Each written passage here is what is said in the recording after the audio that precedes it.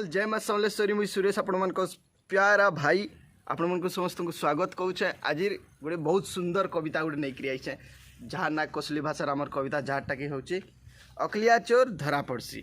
तो आज लेट नहीं करी आरंभ करवा आमर कविता पाठ जेनता कविता शीर्षक हूँ अकलिया चोर धरा पड़सी।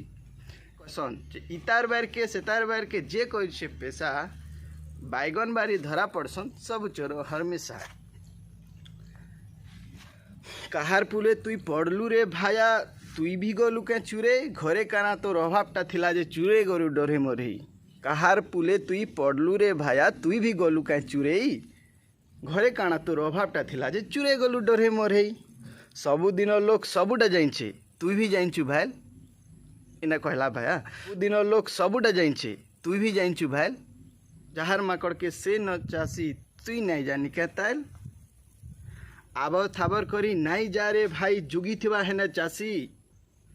आब थाबर करी नाई जा रे भाई जुगी थिबा हेना चासी। आउ नाई बुझी करी चुरे जीवु बोले अकलिया चोर धरा पड़सी।